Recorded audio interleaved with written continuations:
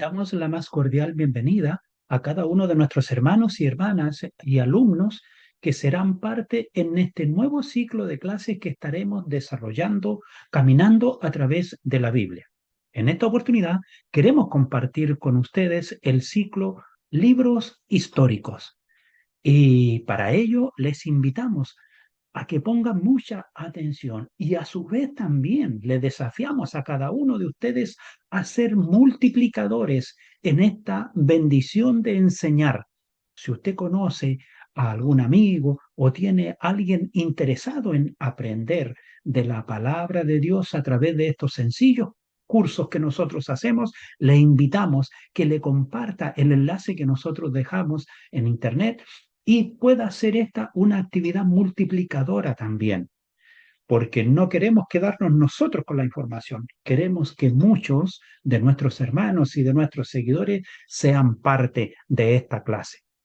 Y en esta oportunidad es una clase expositiva en la cual haremos una introducción viendo los orígenes de este segmento de las Sagradas Escrituras que nosotros lo conocemos como los libros históricos y que comprende los siguientes libros: Josué, Jueces, Ruth, Samuel, Reyes, Crónicas, Edras, Nehemías y Esther. Así que con mucho agrado y placer les invitamos a compartir con nosotros las enseñanzas de la Biblia a través de las siguientes diapositivas.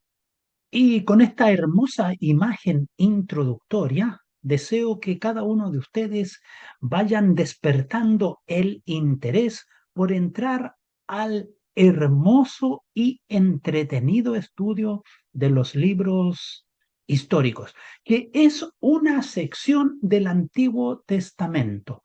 Pero antes de continuar, veamos de dónde proviene este nombre con el cual nosotros los conocemos hoy en día.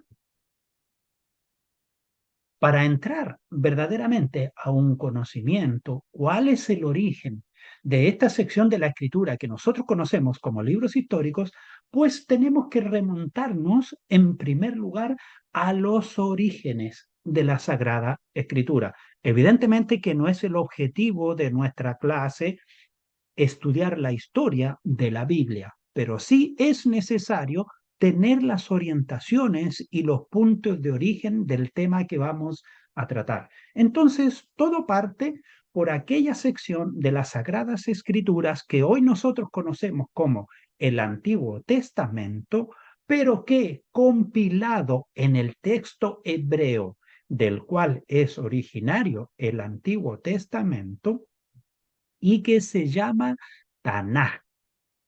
Ahora vamos a entender por qué. Se conoce como Tanaj la compilación del texto sagrado que hoy nosotros conocemos como Antiguo Testamento. Ahora, esta expresión Tanaj, que termina en K, pero su pronunciación cuando es como última letra tiene un sonido como de J, pero se escribe Tanakh, pero tiene un sonido como de la J, porque ese es su sonido cuando va como última letra. El acrónimo Tanaj se forma con las iniciales de las primeras letras de los tres grupos de rollos que conforman la Tanaj. Es decir, este gran compilado que nosotros conocemos como Antiguo Testamento y en el contexto de lo que se conoce como la Biblia hebrea, que se llama Tanaj, se compone de tres secciones y cada una de esas tres secciones tiene un nombre y eso es lo que da origen al acrónimo Tanaj. Primero, la letra T y la A son las primeras iniciales de la expresión Torá, formada por los cinco primeros rollos conocidos hoy como el Pentateuco. Ahora, ¿qué significa Torá? Torá viene del hebreo Torá, que puede traducirse como dirección, como enseñanza o como ley, según Proverbios 1.8, Proverbio 3.1 y Proverbio 28.4. Ahora, muchas veces la palabra Torá también se usa para referirse a los primeros 5 libros de las Sagradas Escrituras que conforman nuestro Antiguo Testamento, o como nosotros le conocemos hoy en día como el Pentateuco. Esta sección también tiene otro componente que es la N y la A de Nevi'im, que en la lengua hebrea significa profetas. Y esta sección compila los profetas anteriores y los profetas posteriores. Luego hay una tercera letra, la K, que suena como J al final del acrónimo Tanaj y que se refiere a los Ketuvim, es decir, este es el grupo que compila los rollos conocidos en la Biblia hebrea del Antiguo Testamento como los escritos. La Tanakh está compuesta por 24 rollos y a continuación veremos en una síntesis cómo cada rollo es parte de una de estas secciones. En su primera subdivisión, que nosotros conocemos como la Torá, esta se compone de 5 rollos, los cuales nosotros hoy en día conocemos como el Pentateuco. Ciertamente que los nombres que también tienen los libros de la Biblia hoy en día no son los mismos que tuvieron en su tiempo en el idioma hebreo. En el idioma hebreo se usaba el nombre que aparece en la primera palabra del escrito, en este caso, Bereshit para Génesis, Shemot para Éxodo, Vayikra para Levítico, Bamidbar para Números y Devarim para Deuteronomio. Si ustedes tienen la oportunidad de ver a través de la Biblia interlineal en hebreo en Internet, pueden confirmar lo que les estoy diciendo. Ahora entonces, ¿cómo emergieron estos nombres? Bueno, esto vino posteriormente, después del año 200 antes de Cristo, cuando se hace una traducción conocida como la versión de los 70, en la cual allí en Egipto, en Alejandría, se toma este texto de la lengua hebrea y se traduce al griego koiné. Entonces, todos aquellos nombres que nosotros conocimos en hebreo empezaron a tomar un nombre con el cual hoy en día nosotros los conocemos. Ahora, la segunda sección del componente del acrónimo Tanaj, que es Nevi'im, y es la sección de los profetas. Y esta se divide en 2 partes, los profetas anteriores y los posteriores. Y la componen 8 rollos. Tengan presente, para ir sumando, ya llevamos 5 en la primera sección de la Torá y ahora tenemos 8 en la sección de los profetas. Pero estos hay 2 subsecciones. Los profetas anteriores que están conformados por Josué, jueces, Samuel y reyes. Cada uno de ellos es un rollo. Lo que nosotros conocemos como primero de Samuel, primero de Reyes, segundo de Samuel, eso ocurre en una subdivisión posterior. Pero en el texto hebreo, hasta el día de hoy, la Tanaj los contiene en un solo rollo. Y a ellos se les llamaba profetas anteriores.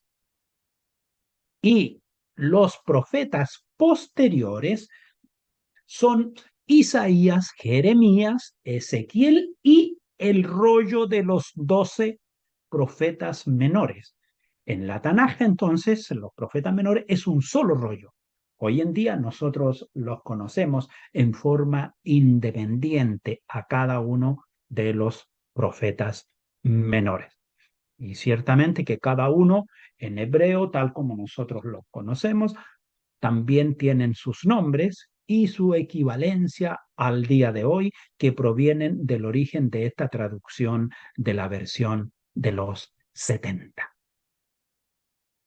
Cuando nosotros vemos la subdivisión de los profetas posteriores, en el cual están contenidos los 12, donde lo que nosotros hoy en día conocemos, y con eso se cierra el ciclo que compone la Tanaj. Ahora, en su tercera subdivisión, tenemos los Ketubim, es decir, el componente de la letra K o rollo de los escritos, que son 11 que tenemos ahí. Ahí están los salmos, los proverbios, Job, cantares, Ruth, Lamentaciones, Eclesiastés, y también está en esta sección, en los escritos, está Esther, Daniel, Edra, Nehemia y Crónicas. Tengan presente entonces, cuando empecemos a avanzar un poquito más, cómo se van desglosando lo que nosotros conocemos hoy en día como libros históricos. Pues bien, entonces, ¿cómo llegamos desde la Tanakh a los libros históricos? En lo personal, yo les puedo decir que me encanta el trato que tenían los libros en el contexto formativo de la Tanaj. Josué, jueces, Samuel, reyes, estaban puestos como profetas anteriores. Y luego, después de ellos, venían Isaías, Jeremías, Ezequiel, eh, y el rollo de los 12 cerrando los profetas posteriores. Veamos. La Tanakh, en la sección de los Nevi'im, tiene a los profetas anteriores y posteriores, pero los profetas anteriores, que nosotros conocemos como Josué, jueces, Samuel y reyes, son los que hoy en día en nuestras Biblias se estudian bajo la glosa de libros históricos. Ahora, ¿dónde quedaron entonces Ruth, Esther, Edras, Nehemías y Crónicas?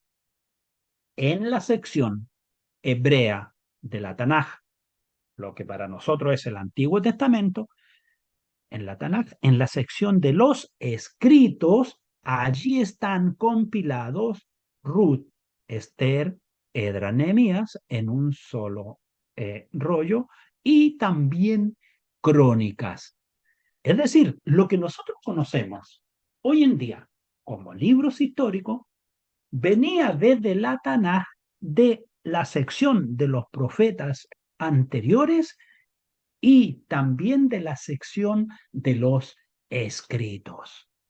Y créanme que personalmente me encanta el trato que le da la Biblia hebrea, porque ¿cuál es el sentir, cuál es el pensamiento, cuál es la idea que le viene a usted cuando le hablan de algo histórico?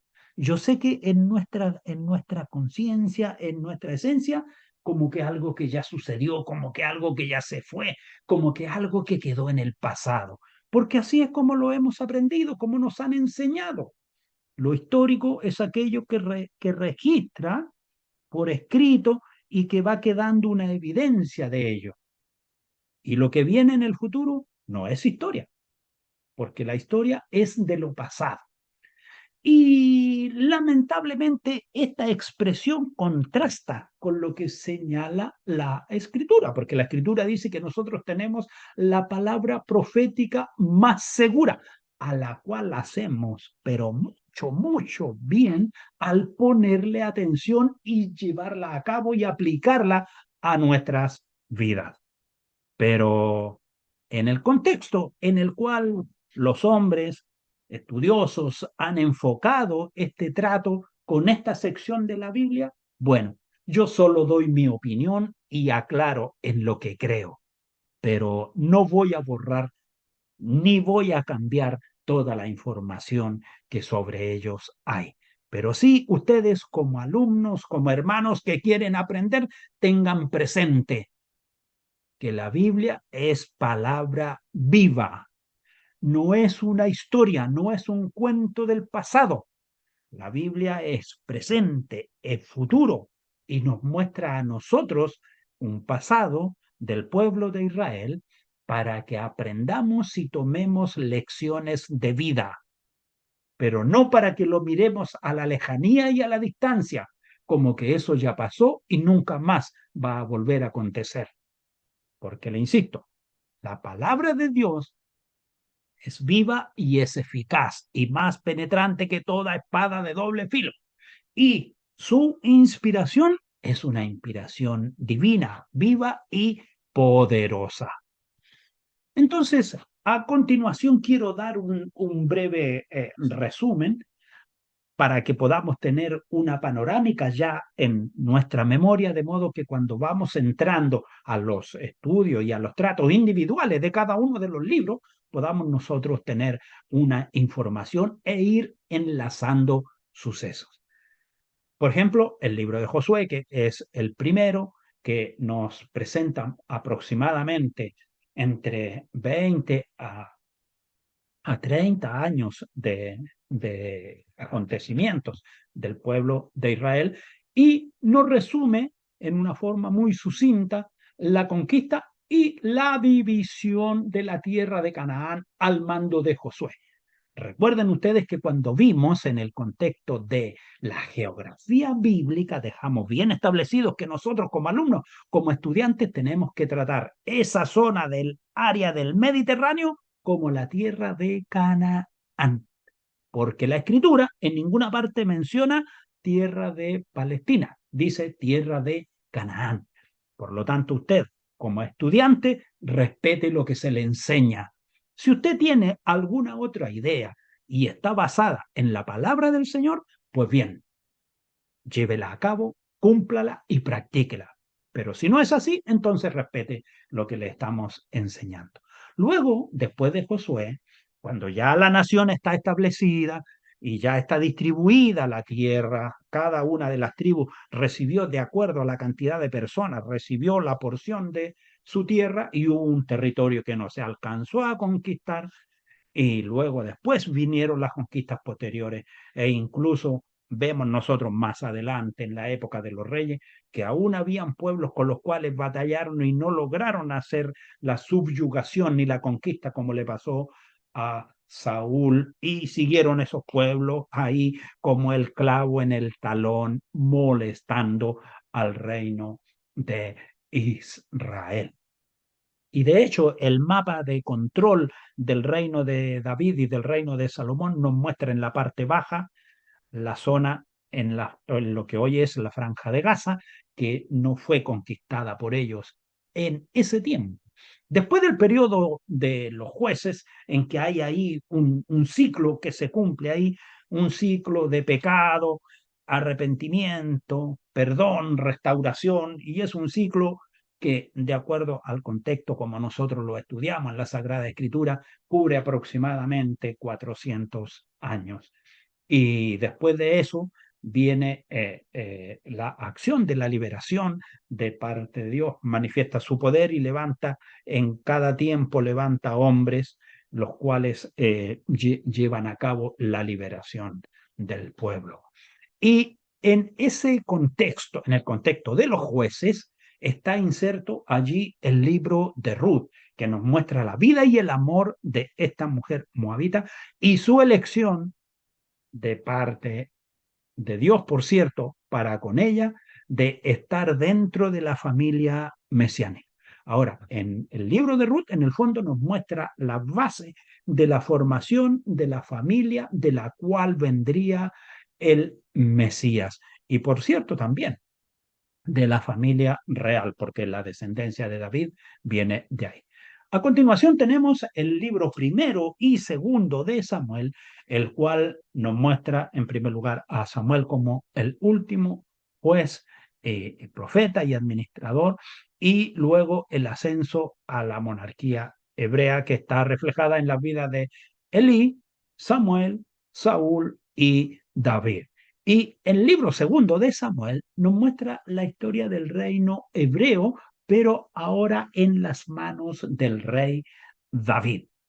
Luego tenemos Primero y Segundo de Reyes. Primero de Reyes contiene ahí en una forma muy sucinta la historia del Reino Unido bajo Salomón y luego del reino dividido hasta Ocosías en el norte y Josafat en el sur. El libro Segundo de Reyes inicia ya con la muerte de Josafat en el sur y la muerte de Ocosías en el reino del norte, para luego concluir finalmente allí en el capítulo 18 con la caída del reino del norte y finalmente en el capítulo 25 la caída del reino del sur de Judá, su paso a la cautividad. Continuando por este breve caminar, nos encontramos con Primero de Crónicas, donde es un resumen. Crónica es un resumen, toma hechos de los dos libros anteriores, de Samuel y de Reyes. Así lo encontramos en el ejemplo de Primero de Crónicas y Segundo de Crónicas, que toma situaciones del tiempo de los reyes. En la literatura hebrea es muy común repetir algunos sucesos para que por la regla mnemotécnica el lector o el oyente se impregne en su conciencia y no olvide las enseñanzas. Lo encontramos desde el Génesis hasta cerrar el Apocalipsis, secciones en las cuales se repite una y otra vez. Por eso es que cerrando el Pentateuco encontramos Deuteronomio, que hace una compilación de los cuatro primeros y repite las leyes nuevamente para que no las olvide el pueblo.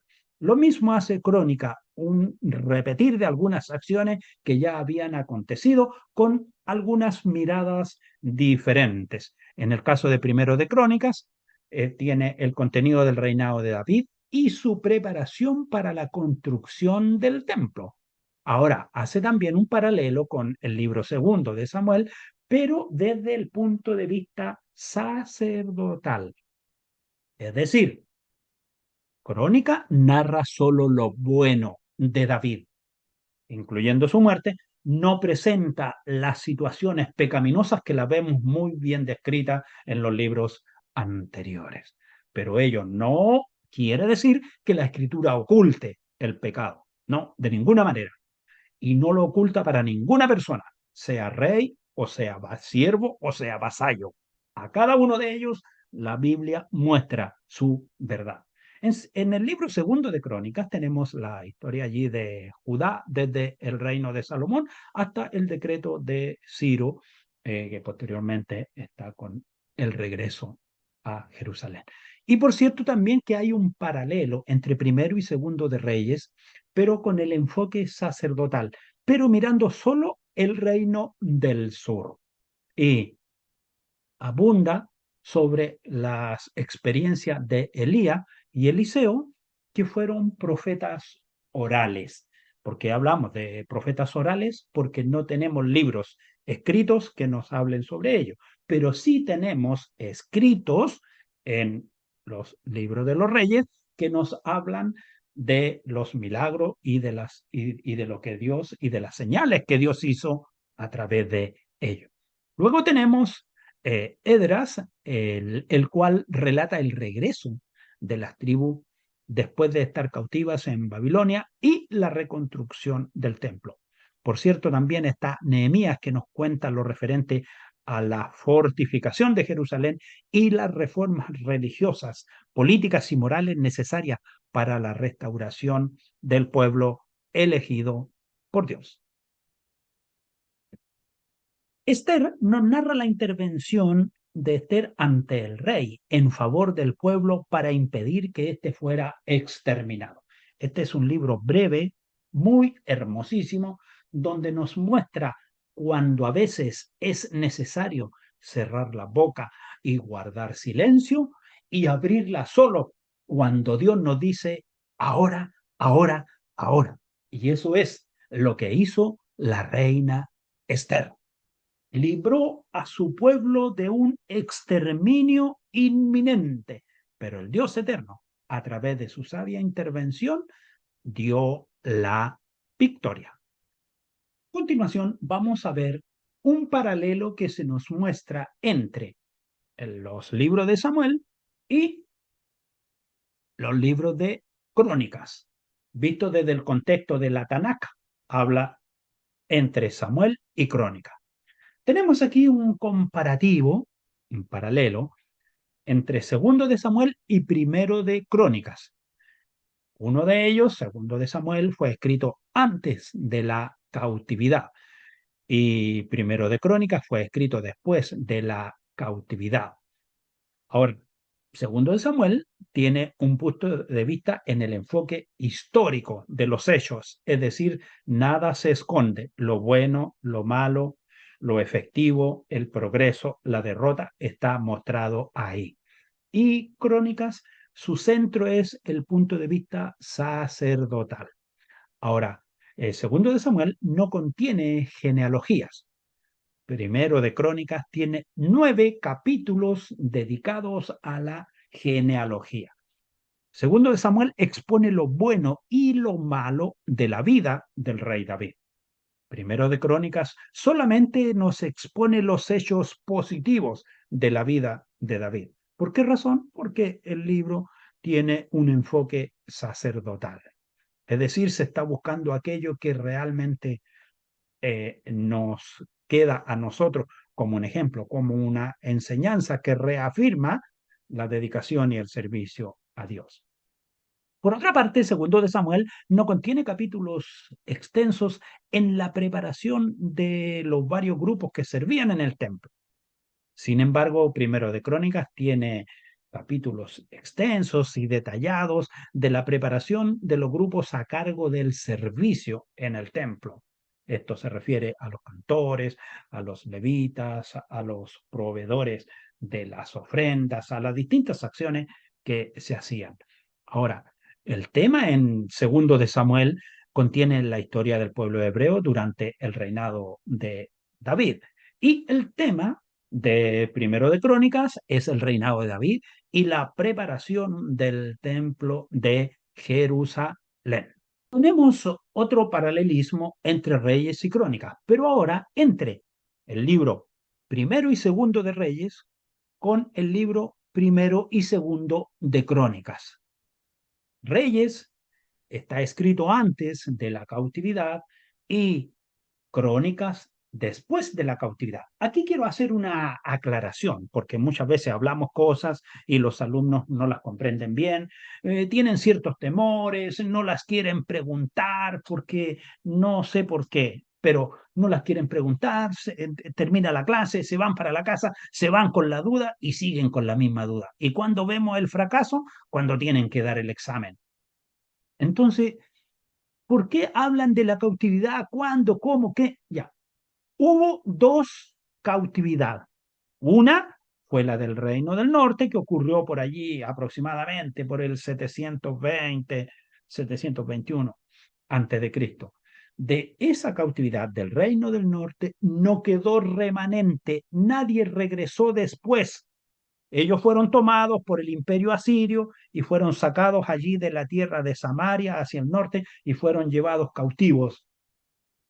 Y esa tierra después se repobló con otras personas y los pocos judíos que se quedaron allí en esa tierra se mezclaron con estos que vinieron de afuera y ellos son conocidos como los samaritanos porque eran los que se quedaron en la zona de Samaria.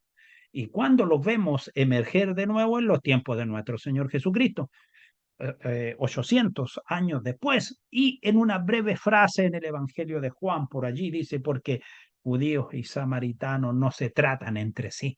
De ahí viene esa historia de pugna, de oposición allí étnico, racial que ocurre entre gente que en un principio eran de la misma raza, porque todos eran hijos de Jacob, pero a causa de esta mezcla con gente foránea, entonces ellos empezaron a ser rechazados.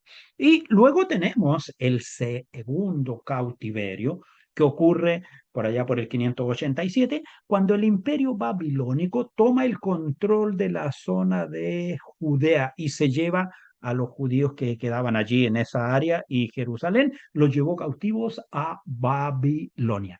Y estos luego, en el siguiente imperio mundial, en el imperio de los persas, entonces son liberados y regresan allí a Jerusalén a fortalecer los muros, a reconstruir el templo que había sido destruido. Y de esa es la cautividad que se habla, porque ellos sí regresaron, los que quisieron regresar, porque no todos regresaron. Por ejemplo, ustedes pueden hacer un estudio y van a descubrir que verdaderamente Daniel, por ejemplo, no regresó para Jerusalén. Seguramente, como él estaba en una buena posición económica, se quedó en la zona de la Mesopotamia. Allí no nos dice la escritura, pero tampoco nos dice que regresó. Sí nos muestra algunos personajes que regresaron con una gran cantidad de personas. Entonces, de esa es la cautividad que se habla, de la cautividad del reino del sur. Continuamos entonces. Primero y segundo de Reyes nos muestra la historia del reino desde el punto de vista profético. Ahora, Crónicas nos muestra la historia del reino, pero ahora desde el punto de vista del sacerdocio. Y aquí, ojo con esto, porque dice que Reyes, escrito por un profeta. Cuando nosotros buscamos en los anales de la escritura, de la Biblia, no encontramos específicamente una indicación certera que nos diga este libro fue escrito por tal persona. Entendemos, sí, que Samuel, Reyes y Crónica son escritos por personas dedicados a la escritura, en primer lugar. La tradición dice que posiblemente fue Jeremías quien lo escribió, pero en los apoyos bibliográficos que nosotros tenemos no encontramos esa información. Pero la hago presente porque en algún momento ustedes leyendo otro libro pueden encontrar eso. Lo mismo ocurre en el caso de Crónicas, también escrito evidentemente por una persona con conocimiento sacerdotal que se le atribuye a Edra, pero también tiene un signo de interrogación. Ahora, ¿qué hace el libro de Reyes? Cuando hablo del libro de Reyes, estoy hablando de ambos en su conjunto. Entreteje las historias de los dos reinos y Crónicas solamente trata las situaciones del reino del sur, de Judá. Mm, veamos un poquito por qué. ¿Por qué trata solamente las situaciones del reino del sur? Ya dijimos que es un libro que exalta y realza el sentido sacerdotal, por lo tanto el sentido moral. Si nosotros miramos el reino del norte, sus reyes fueron todos malos, peores y muy malos.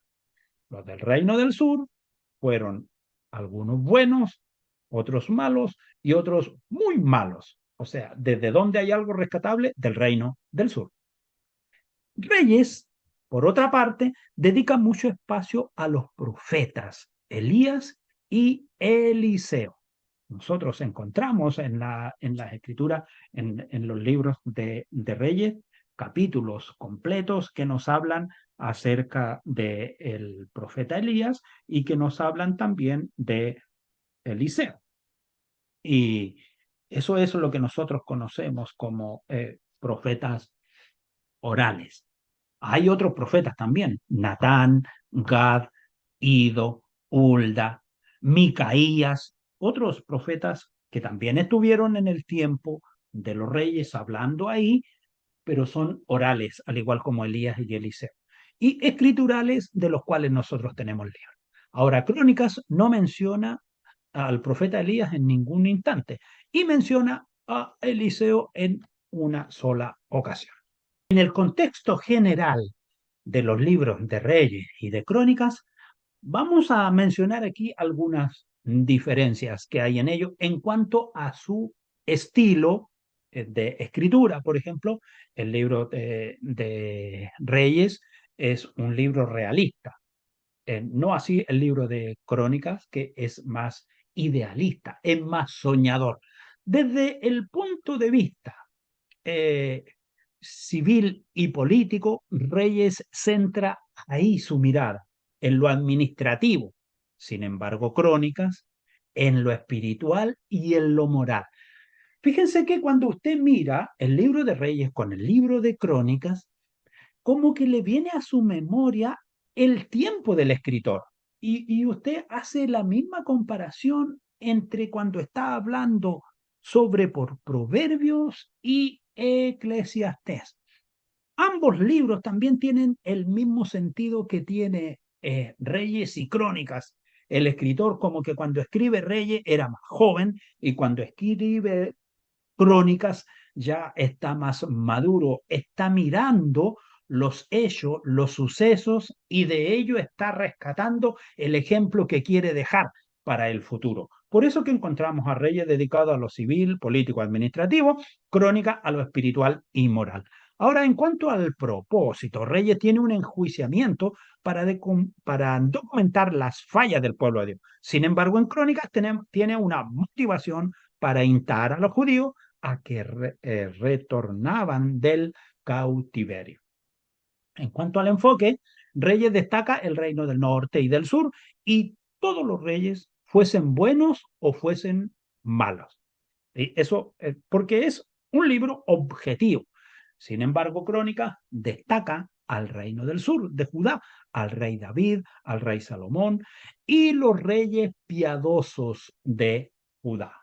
En cuanto a la discusión sobre el templo y la adoración, Reyes tiene 5 capítulos, Primera de Reyes del 5 al 8 y Segundo de Reyes capítulo 2. Sin embargo, Crónicas tiene 20 capítulos, primero de Crónicas 13, 15, 16, del 22 al 26, 28, 29 y segundo de Crónicas del 2 al 7, 24, 29, 30 y 34. A continuación tenemos un paralelo comparativo entre Samuel, Reyes y Crónica. Y, por supuesto, con algunas fechas que son aproximadas. Evidentemente que estas fechas han sido determinadas por hombres dedicados a la arqueología, que se han dedicado a buscar el apoyo arqueológico, histórico, para los hechos que nos presenta la Sagrada Escritura. Y así es como encontramos algunos acontecimientos que están allí en el libro primero de Samuel 31 y que están enlazados con primero de Crónicas 10. Luego tenemos otros acontecimientos desarrollados en segundo de Samuel entre el capítulo 1 al 24 y que también tienen concordancia con primero de Crónicas del capítulo 11 al 29. De igual manera también encontramos comparaciones muy similares entre primero de Reyes el capítulo 1 al 11 con segunda de Crónicas del 1 al 9 y primero de Reyes 12 al 22 con segundo de Crónicas del 10 al 20 y segundo de Reyes del 1 al 17 con segundo de Crónicas del 21 al 36, así como también segundo de Reyes 18 al 25 con segundo de Crónicas del 21 al 36. En el contexto de lo que nosotros conocemos como los libros históricos, tenemos que considerar que en ese periodo de tiempo de aproximadamente 1000 años, en primer lugar se desarrollan el reino de Israel unido, luego dividido, luego en cautiverio y su retorno. Y dentro de todo ese tiempo también se desarrolla la profecía hablada y escritural. Y junto con ello también se desarrollan y se dan todos los sucesos mundiales en el mundo conocido en ese momento y en ese entorno, que luego lo vamos a ver también en algunas imágenes, de modo que todo este mover que nos presenta la Sagrada Escritura no fue algo simplemente así muy lento y despacio, fue un mundo muy turbulento, pero entre ellos Se origina aquí un contraste entre los reinos. Una vez que termina el mando hegemónico y completo de Saúl, David y Salomón y ocurre esta división, emergen aquí dos hermanos, dos pueblos hermanos, y que tienen una conducción muy distinta. En el caso de Israel lo componían 10 tribus, y en el caso de Judá era la tribu de Judá y de Benjamín. En cuanto al trato geopolítico, el reino de Israel tenía como centro la tribu de Efraín y la capital era Samaria. El reino de Judá o reino del sur tenía como centro la tribu de Judá, su capital Jerusalén. Ahora, en Israel hubo 19 reyes con 9 dinastías. Dinastía es decir, 9 familias desde las cuales fueron saliendo estos reyes. En el caso de Judá, 20 reyes de una sola dinastía, de la dinastía de David. En el caso de Israel, todos los reyes no fueron buenos ejemplos. Y sus historias, evidentemente, que no están encubiertas ni están con techo de vidrio. Son conocidas para cada uno de nosotros a través de la lectura de la palabra que conocemos y tenemos a nuestro alcance. En Judá, casi la mitad de los reyes fueron buenos, 8 de 20.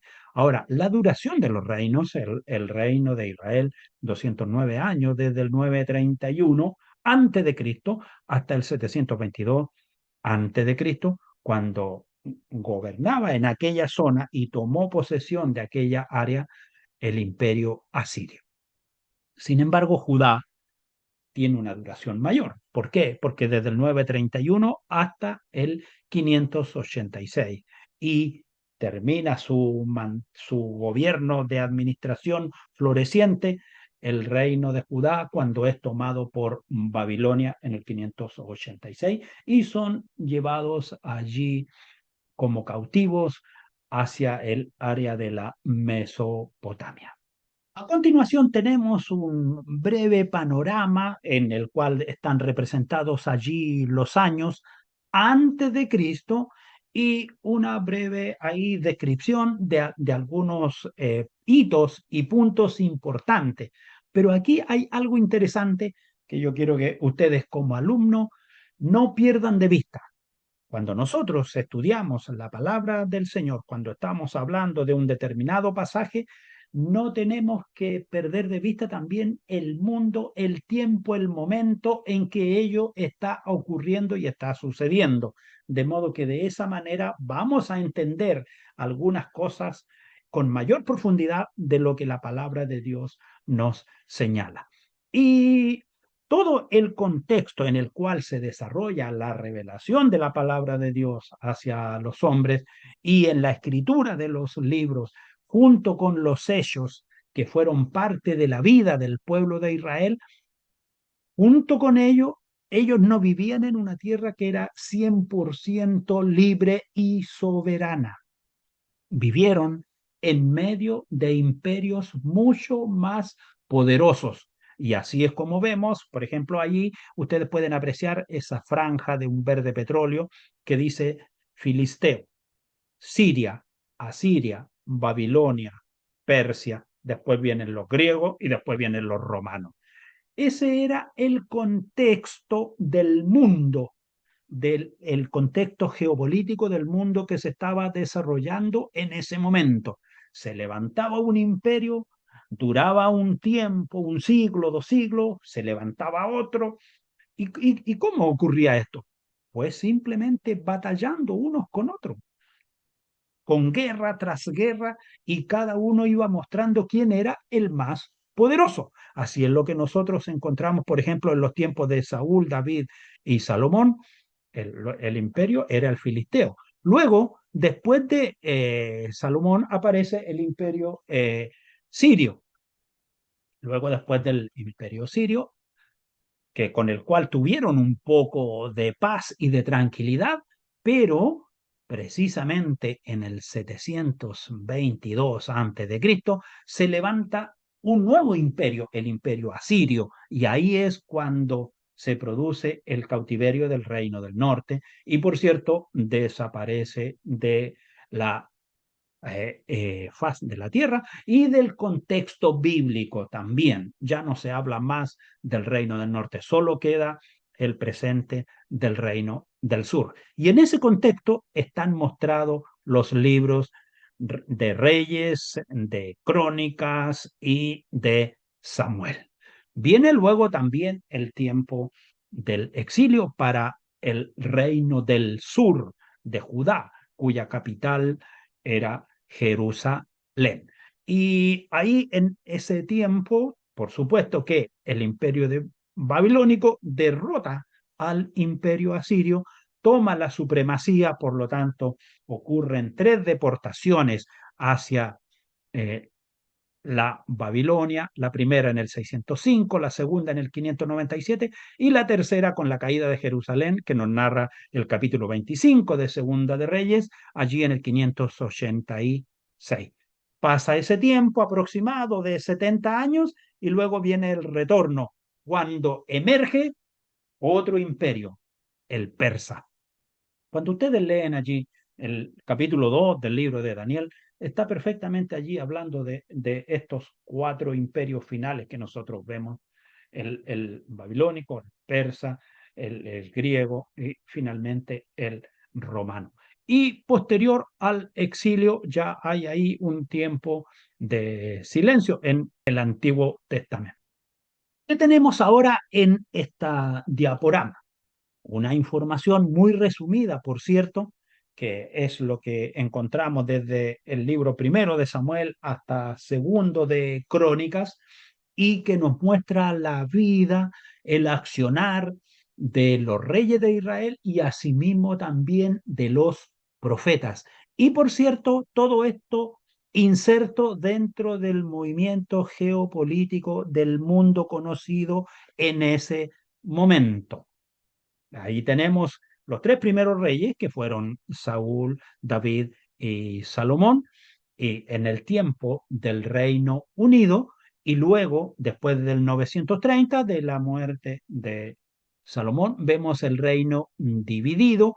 Cada una de las coronas son los reyes y los puntos verdes son los profetas que hablaron en esa época de esos reyes también. Ahí vemos a Elías en la parte superior, a Eliseo, luego encontramos a Jonás, a Amós, a Oseas, y ya llegando en la segunda fase, donde vemos ahí al final en la parte superior, es cuando ocurre la caída del reino y que cayó evidentemente en manos del imperio babilónico. Y ahí tenemos, para mayor claridad, para cada uno de nosotros en el contexto mundial, los asirios, los babilonios, los medopersas, y luego después de esto vienen los griegos y después vienen los romanos, cuando emerge la figura de nuestro Señor Jesucristo, quienes están presentes, los romanos. Y en cada uno de estos tiempos se van presentando los reyes, los profetas y los movimientos y las fechas más importantes que ustedes deben de también asimilar y tener presente dentro del contexto en que se desarrolla esta hermosa literatura viva y eficaz, espada de dos filos que penetra hasta partir el alma y entra hasta los tuétanos de nuestro hueso, como es la palabra de Dios. Pero en ese tiempo se da la época de los profetas escriturales, para que ustedes tengan presente y nunca saquen de lugar a un profeta y lo lleven a pasear por allá por los evangelios o lo lleven a pasear para allá, para el lado del Génesis. No, la época de los profetas ocurre precisamente en el tiempo de los reyes, en el tiempo que nosotros conocemos como los libros históricos. Aquí hay una breve diaporama con un resumen de cada uno de los profetas que hablaron en ese tiempo, porque muchas veces cuando se habla de los profetas se piensa que ellos estaban solitos y que nadie más les ponía atención. No, si eran gente que estaba ahí en medio del resto y estaban observando y mirando, por eso que ellos hablan de acuerdo a lo que están viendo. No hablan cosas, Dios no les dice cosas por decirles nada más. No son solamente una voz que clama en el desierto. Ellos están para decirle a los reyes, esto lo están haciendo mal y por este motivo Dios los va a castigar. Es lo que vemos en el caso de Jeremías. Ezequiel hablando ahí en medio del cautiverio, Daniel hablando allí en la corte. Ahí vemos después a Ageo, Zacarías y Malaquías hablando posterior al cautiverio del reino del sur cuando ellos regresan a Jerusalén y todos los demás que fueron los que profetizaron antes que ocurriera la caída del reino del norte. Por ejemplo, Abdías, Joel, Jonás, Amós, Oseas y Isaías. Isaías profetiza para ambos reinos, para el reino del norte y para el reino del sur. Aquí hay un breve diaporama que resume a cada uno de los profetas. Ustedes esta información la pueden imprimir también en la PPT que les voy a compartir y pueden tener esta información. Cuando tengan la clase de profetas menores, entonces van a incursionar en mayor profundidad. Solo se los estoy presentando porque ellos hablaron en el tiempo en el contexto del desarrollo de lo que se conoce como libros históricos. A continuación, dentro del contexto de los libros históricos, también hay un periodo que es conocido como el periodo del cautiverio del Reino del Sur, un hecho que ocurrió a partir del año 605 a.C. y termina en el 536 a.C. ¿Cómo fue en una síntesis esta cronología? Es como lo vemos a continuación. En el 1050 estaba bajo el reinado del rey Saúl. Luego encontramos allí en 1 Samuel 15 que él es desechado como rey y en 1 de Samuel 16 asume ese es ungido David. A la muerte de Saúl, que la encontramos en el año 1010, después de 40 años de reinado de Saúl, 1 Samuel 31, ahí David es ungido rey por los de Judá. Luego, David gobierna 7 años desde Hebrón y luego 33 desde Jerusalén. Y completa su reinado en 970, cuando asume Salomón como rey a partir de Primera de Reyes 1:28. A la muerte del rey David en Segundo de Reyes 2:10, asume el control del Reino Unido Salomón, según lo señala Segundo de Reyes 2:13, y luego muere el rey Salomón en Primero de Reyes 11:4. Ahí el reino se divide en dos partes: el reino del norte, cuyo rey fue Jeroboam, y el reino del sur, cuyo primer rey fue Roboam. Bajo el contexto del reino dividido, en el año 931, luego, en el 722, la sección llamada Reino del Norte, encabezado por Efraín y con la capital de Samaria, cae bajo el dominio del imperio asirio. Y luego, en el 612, en la batalla de Carquemis, cae Asiria bajo el poderío de Babilonia, un nuevo imperio. Ahí ocurren aproximadamente en el 609 la muerte de algunos reyes y luego en el 605 cae Egipto y se produce también el primer movimiento de cautivos desde el reino del sur. Luego, en el 597, la segunda deportación, el reino del sur, y en el 586, la tercera deportación. Y ahí es cuando se destruyen el templo y los muros de Jerusalén. En ese tiempo están profetizando Ezequiel, Jeremías, Daniel. Y finalmente, por el 539, ocurre la caída del imperio babilónico. Y quien asume ahí es el imperio persa. Noten ustedes que en el movimiento que va ocurriendo dentro del pueblo de Israel, también las potencias mundiales también van cambiando, se van moviendo y van tomando control de los territorios en los cuales se mueve el pueblo de Israel. En este caso, se movían los reinos del sur y los... Finalmente, Ciro el Grande firma el decreto del retorno de Zorobabel, en el cual dirige el primer grupo en el 538. Y luego se da dentro de ese mismo contexto posterior al regreso del cautiverio las profecías de Ageo, Zacarías y también Malaquía. Y el segundo grupo de retorno que está ahí en Edras 7, capítulo 7. Y por cierto, también el tercer grupo que va a reconstruir los muros de Jerusalén aproximadamente en el 444. Dentro de estos dos libros de Edras y de Nehemías, inserto al terminar Edras capítulo 6 y al empezar Edras capítulo 7, ahí está inserto el libro de Esther, los hechos históricos cronológicos, digámoslo así. Tenemos la profecía de Malaquías y luego, al final del periodo, ya acercándonos a la era cristiana, al año cero, el nacimiento de nuestro Señor Jesucristo. Y ahí ocurre lo que se conoce como los 400 años de silencio escritural, porque la profecía siguió marchando, siguió caminando, hasta que aparece Juan el Bautista.